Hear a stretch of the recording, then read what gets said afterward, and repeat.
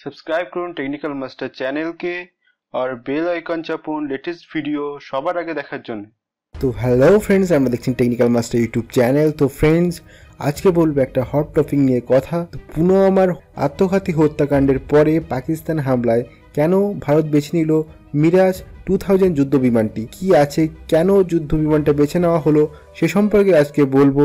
তো ফ্রেন্ডস, বেশি কথা বলবো না, চলুন শুরু করে দিই।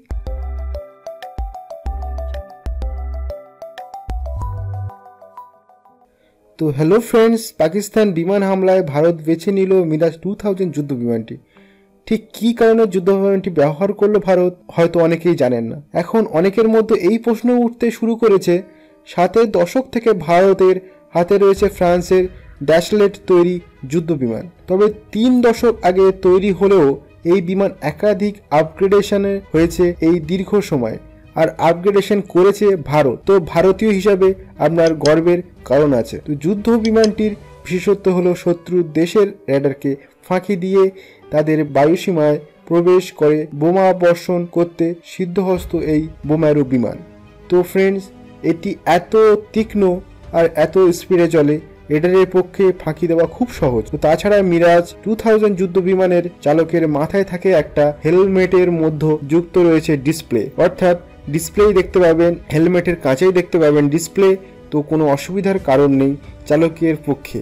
তো যুদ্ধ বিমানের যেখানে ককপিটের রেডার থাকে সেখানে সেটা এই বিমানেই রয়েছে চালকের কাছে, ফলে আসন থেকেই তিনি রেডার ডেটা দেখতে পান সরাসরি, ফলে অনেক সুবিধা হয় প্রত্যাঘাত করতে। তার উপর এটিতে রয়েছে প্রচণ্ড শক্তিশালী রাডার, যার সাহায্যে লক্ষ্যবস্তুকে দ্রুত নিশানা করতে পারে সহজেই। তো বিমিং প্রযুক্তির মাধ্যমেই মাটিতে থাকা যে কোনো বস্তুর নিখুঁত মানচিত্র এঁকে ফেলতে পারে সক্ষম এই মিরাজ 2000।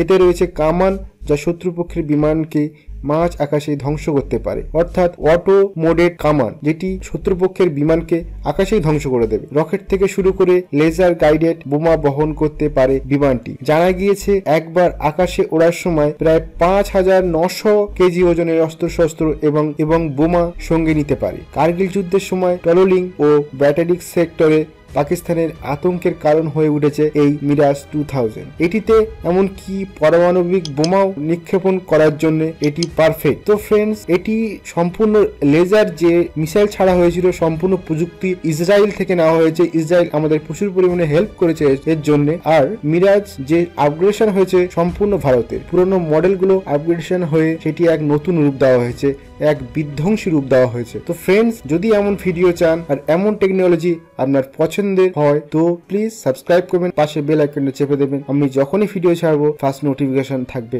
আপনার জন্য। তো ফ্রেন্ডস, আজকে আসি, আবার দেখা হবে নতুন একটা ভিডিও নিয়ে। সবাই ভালো থাকবে।